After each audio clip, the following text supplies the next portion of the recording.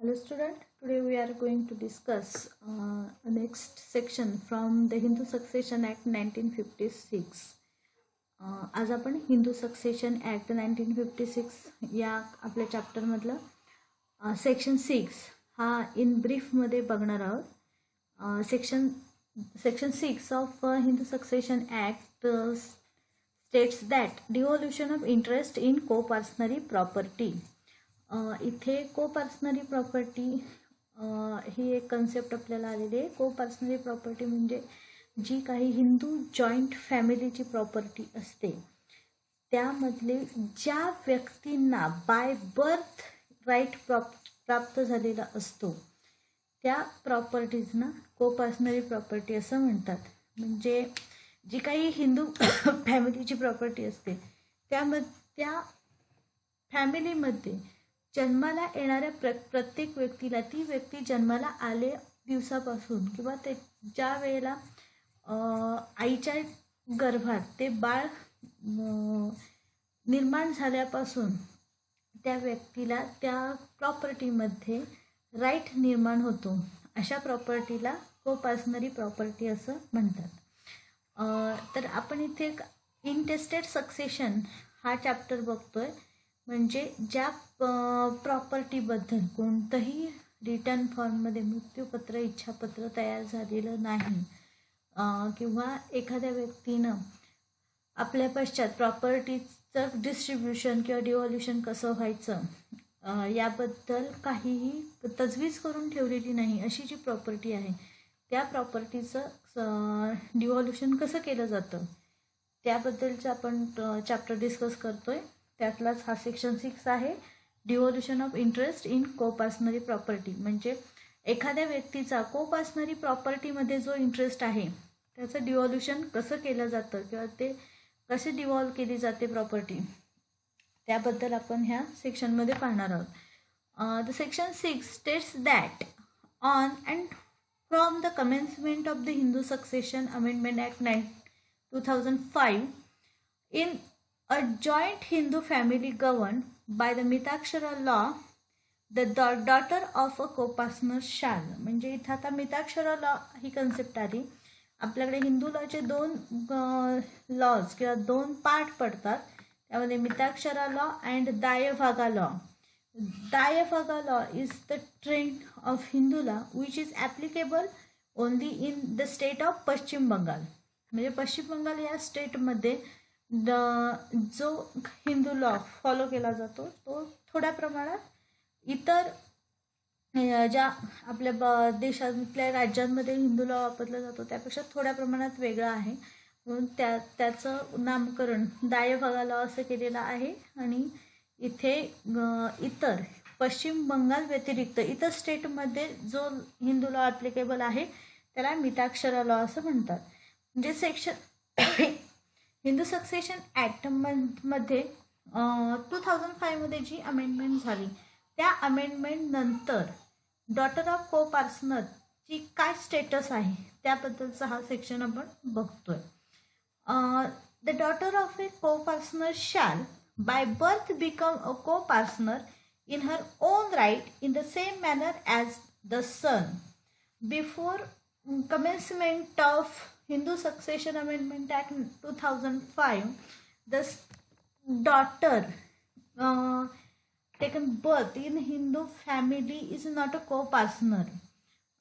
Only the daughter have only share in the share of father. म्हणजे वडिलांचा जो काही हिस्सा असायचा प्रॉपर्टीमध्ये त्या हिस्सात मुलींना हिस्सा मिळायचा. मुलीचा वेगळा हिस्सा असा ठरवला जायचा नाही. म्हणजे हिंदू सक्सेशन ॲक्ट 1956 अंडर मुलींना वेगळा हिस्सा नव्हता किंवा मुली ह्या को पार्टनर जे सहहिस्सेदार ह्या डायरेक्ट सहहिस्सेदार समजल्या जायच्या नाहीत.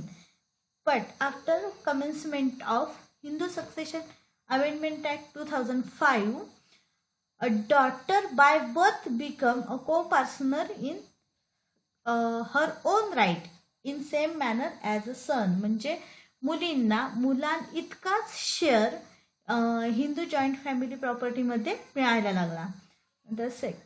बी पॉईंट काय सांगतोय, have the same right in the co-personary property as she would have had if she had been a son. म्हणजे जर ती मुलगा असती तर तिला जेवढा शेअर मिळाला असता किंवा जेवढा हिस्सा मिळाला असता त्या प्रमाणात तिला 2005 नंतर म्हणजे किंवा प्रत्येक मुलीला 2005 नंतर सेम ॲज सन म्हणजे मुला इतकाच मुलांना ती मुलगा असती तर जेवढा शेअर मिळाला असता. म्हणजे थोडक्यात काय की मुलगा मुलगी यांना सेम शेअर किंवा सेम राईट त्या प्रॉपर्टीमध्ये मिळायला लागला. Be subject to the same liabilities in respect of the said coparcenary property as that of son. म्हणजे इथे बघा, इथे फक्त त्यांनी राईट बद्दल दिलेलं नाहीये की मुला मुलींना सेम राईट प्राप्त होतोय इथपर्यंत नाही.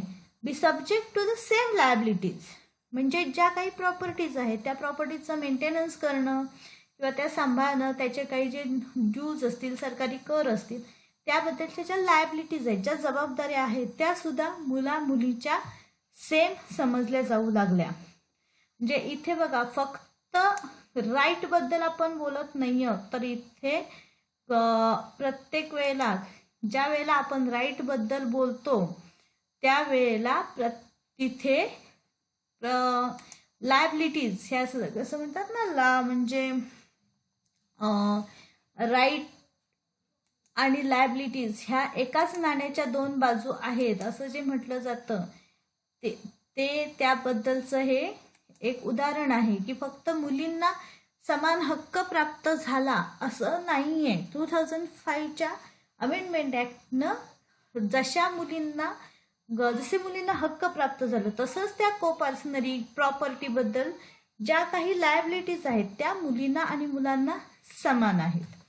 And any reference to a Hindu Mitakshara coparcener shall be deemed to include a reference to a daughter of a coparcener provided that nothing contained in this subsection shall affect the or invalidate any disposition or alienation including any partition or testamentary disposition of property which had taken place before 20th day of December 2004.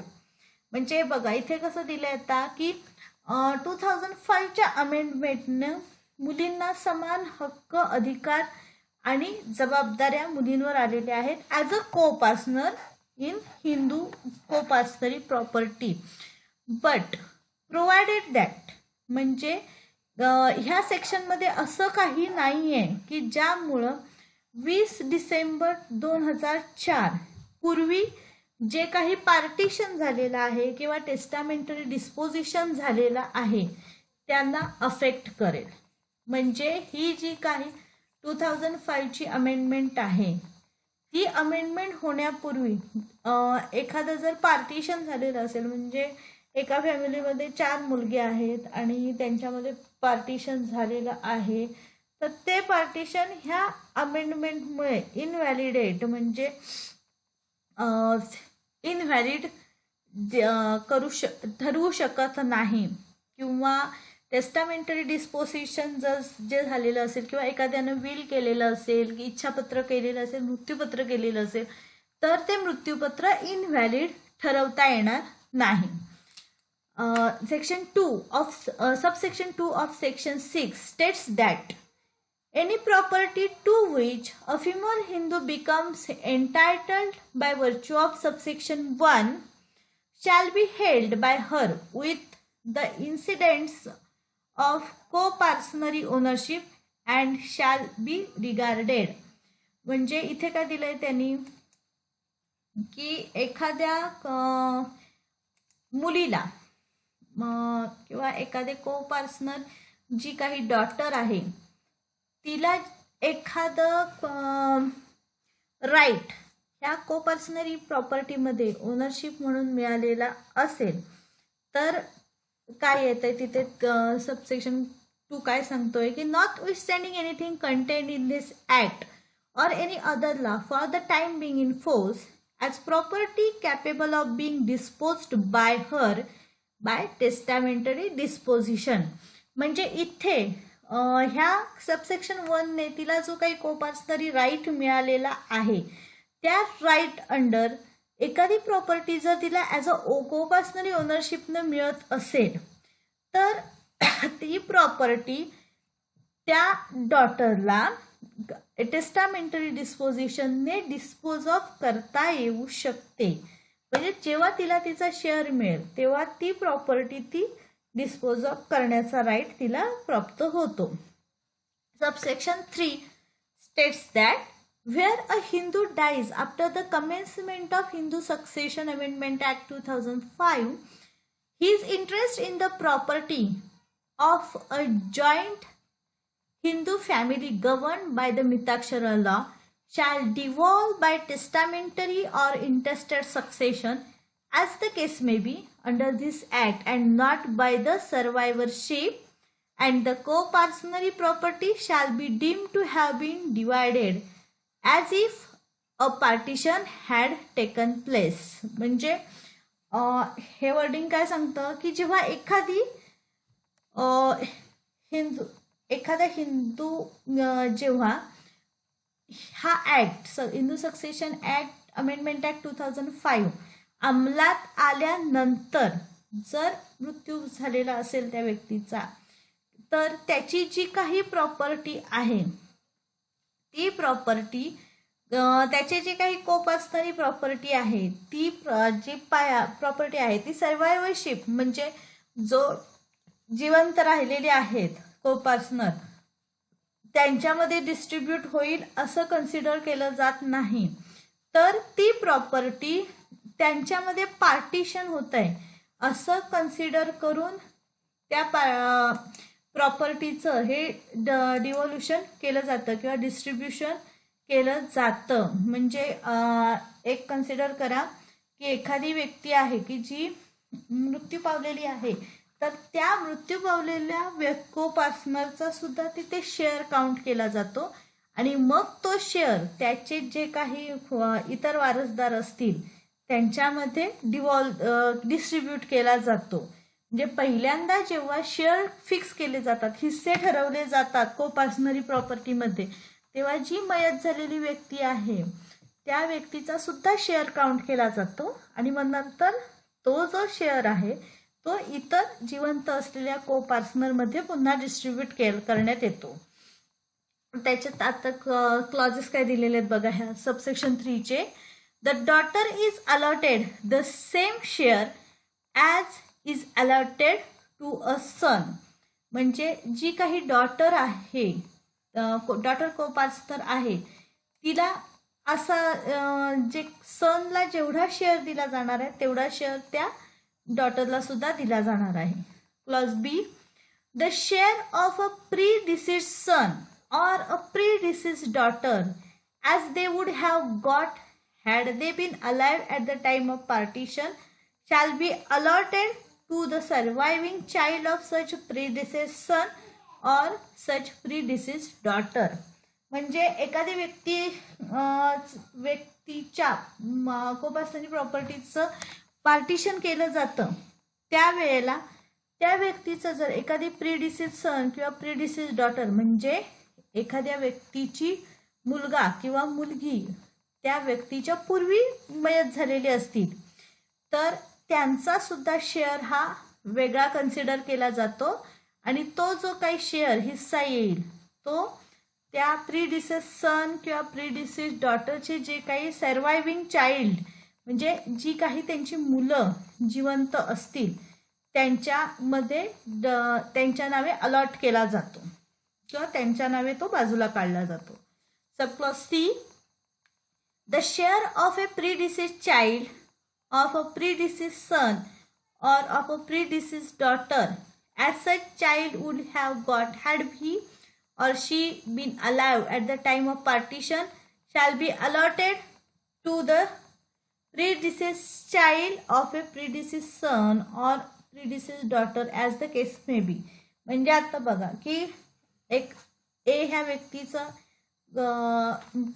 Coparcenary प्रॉपर्टीचं जर डिव्हॉल्युशन होत असेल तर त्याचा मुलगा किंवा मुलगी मयत आहे नंतर सेकंड त्या प्रीडिसीज सन और डॉटरचा आणखी जर एखादा चाइल्ड प्रीडिसीज असेल, एक चेन लक्षात घ्या की ज्या ब्रँचमधली व्यक्ती मयत असेल त्याच्या मुलांना किंवा ते मूल सुद्धा मयत असेल तर त्याच्या नातवांना असे तो शेअर त्या ब्रँचमध्ये डिव्हॉल्व केला जातो. नंतर पुढचं आपलं आहे त्याबद्दलचं एक्सप्लेनेशन दिलेलं आहे. For the purposes of this subsection the interest of Hindu Mitakshara coparcener shall be deemed to be the share in the property that would have been allotted to him if a partition of the property had taken place immediately before his death, irrespective of whether he had entitled to claim partition or not. म्हणजे इथे कसं दिलंय बघा की एखाद्या व्यक्तीच्या मृत्यूनंतर लगेच जर त्या प्रॉपर्टीचं पार्टिशन केलं जात असेल तर तिथे असं कन्सिडर केलं जात नाहीये की त्याला पार्टिशन मागण्याचा हक्क आहे की नाही, किंवा एक पूर्ण कोपार्सनरी प्रॉपर्टी आहे तर त्यापैकी एका व्यक्तीने जर पार्टिशन मागितलेलं असेल तर त्यावेळेला त्यांची जी काही पूर्ण हिंदू जॉईंट फॅमिली आहे त्या सर्व कोपार्सनरचा तिथे शेअर हा अलॉट केला जाणार आहे. मग तिथे ती व्यक्ती पार्टिशन त्यापैकी एखादी व्यक्ती पार्टिशन मागू शकते की नाही हे पाहिलं जात नाही. कारण जेव्हा एखाद्या हिंदू जॉईंट फॅमिली प्रॉपर्टीचं पार्टिशन होतं तेव्हा त्या फॅमिलीमध्ये येणाऱ्या सर्व मेंबर्सचा कोपार्टनरचा शेअर तिथं डिसाइड केला जातो. Then subsection 4 of section 6 states that after the commencement of the Hindu Succession Amendment Act 2005, no court shall recognize any right to proceed against a son, grandson or great-grandson for the recovery of any debt due from his father, grandfather or great-grandfather solely on the ground of the pious obligation under the Hindu law of such son, grandson or grandson to discharge any such debt, provided that in the case of any debt contracted before the commencement of Hindu Succession Act 2005, nothing contained in this subsection shall affect. म्हणजे इथे बघा हे पियस obligation हे जे काय आहे ती concept आपण नंतर हिंदू सक्सेशन ऍक्ट मध्येच पुन्हा ती डीपली पाहणार आहोत. इथं तुम्हाला शॉर्टली सांगते की जे काही आपल्या प्रीडिसिस्ड अँसेस्टर्सनी जी काही कर्ज वगैरे घेतलेली असतात ती कर्ज त्यांच्या आपल्याकडे येणाऱ्या अँसेस्ट्रल प्रॉपर्टीमधून आपण ती पे करावी असं एक ऑब्लिगेशन असतं, आपल्यावर जबाबदारी असते, त्याला पियस ऑब्लिगेशन असं म्हणतात. म्हणजे हे इथे आता काय दिलेलं आहे, after the commencement of Hindu succession act 2005 म्हणजे हे जे काही हिंदू सक्सेशन अमेंडमेंट ऍक्ट 2005 ला जी अमेंडमेंट झाली त्या अमेंडमेंट ऍक्ट नुसार म्हणजे एखादं सन, ग्रँडसन किंवा ग्रेट ग्रँडसन म्हणजे मुलगा, नातू, पणतू यांच्या अगेन्स्ट कोणताही कोर्ट असं कुठलीही ऍक्शन घेऊ शकत नाही की त्यांच्याकडून वडील, आजोबा, पणजोबा यांनी घेतलेल्या कर्जाची रिकव्हरी केली जाईल. आता ते nothing contain in subsection shall affect असं दिलंय, म्हणजे त्याला सुद्धा एक्सेप्शन दिलेले आहेत की कोणत्या कंडिशन मध्ये ती रिकव्हरी केली जाऊ शकते, त्याबद्दलच्या काही कंडिशन दिलेल्या आहेत. The right of any creditor to proceed against the son, grandson or great grandson as the case may be, म्हणजे इथे कोर्ट सोमोटो कुठलीही ऍक्शन घेऊ शकत नाही, पण ज्या व्यक्तीकडून वडिलांनी, आजोबा, पणजोबा यांच्यापैकी कोणी जेव्हा कर्ज घेतलेलं असेल ती जी काही व्यक्ती आहे की ज्याच्याकडून कर्ज घेतलेलं आहे ती व्यक्ती हा जो काही मुलगा, नातू, पणतू यांच्याकडनं त्या डेटची, कर्जाची रिकव्हरी मागू शकतो. देन क्लॉज बी आहे, any alienation made in respect of or in satisfaction of any such debt and any such right or alienation shall be enforceable under the right of peers obligation in same manner and to the same extent as it would have been enforceable as if the Hindu Succession Act 2005 had not been enacted. म्हणजे इथं काय दिलंय बघा,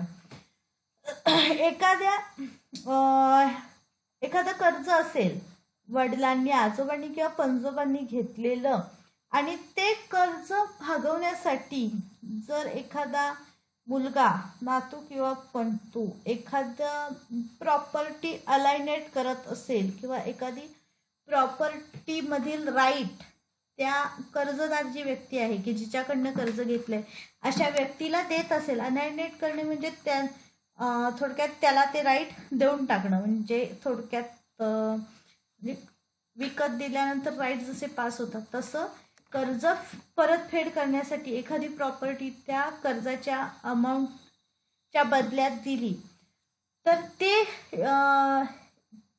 जे अलायनेशन असेल की जर हा ऍक्ट अंमलात आला नसता तर ते जे अलायनेशन असेल प्रॉपर्टी देण्याचं तर ते पियर्स ऑब्लिगेशन म्हणून कन्सिडर केलं गेलं असतं. तर असे जे काही अलायनेशन असतील तर ते अलायनेशन हे ह्या सबसेक्शननं इनव्हॅलिडेट ठरवले जाऊ शकत नाहीत. म्हणजे कोर्ट एखाद्या व्यक्तीला जबरदस्ती करू शकत नाही की तुम्ही ते ऑब्लिगेशन, पियर्स ऑब्लिगेशन म्हणून एखादं डेप्ट कर्जाची परतफेड करा. मात्र इथे त्या व्यक्तीनं जर ती परतफेड केली, म्हणजे नातू, पणतू, मुलगा यांनी जर ती अलायनेशन प्रॉपर्टीचं करून त्या कर्जाची परतफेड केली तर त्याला ते तर ते अलायनेशन हे व्हॅलिड कन्सिडर केलं जाईल. For the purpose of clause A, the expression son, grandson और great grandson shall be deemed to refer to the son, grandson and great grandson as the case may be, who was born or adopted prior to the commencement of Hindu Succession Amendment Act 2005. म्हणजे इथे सन, ग्रँडसन and great ग्रँडसन हे जे शब्द आहेत ते शब्द हे adopted child असेल, मात्र हे 2005चा जो ऍक्ट आहे तो ऍक्ट अंमलात येण्याच्या आधी जन्माला आलेले किंवा अडॉप्ट केलेले, दत्तक घेतलेले कोणत्याही मुलाला, नातवाला, पणतूला ऍप्लिकेबल आहे. देन पुढचं सबसेक्शन 5 आहे, nothing contained in this section shall apply to a partition which had been effected before the 20th day of December 2004. म्हणजे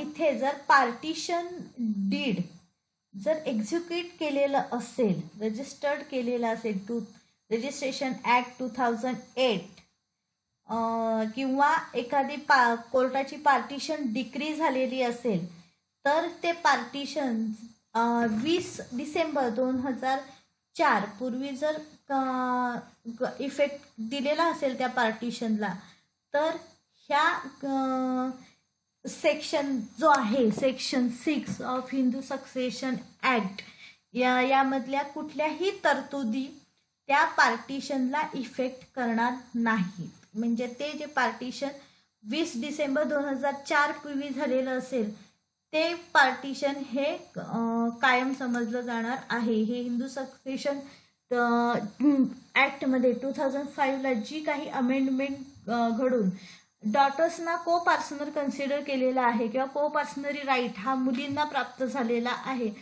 त्या ऍक्ट म्हणजे तो जो काही आता इफेक्ट आहे त्या ऍक्टला त्या ऍक्टनुसार जे काही आधी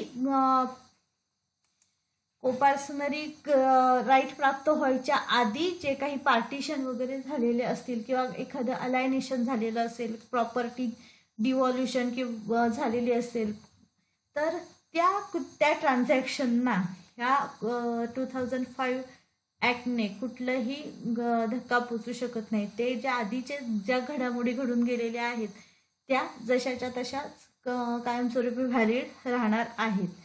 Today we are going to stop here. Next lecture we will move forward the intestate succession, devolution of men's property in Hindu law. We are going to discuss in our next lecture. Thank you.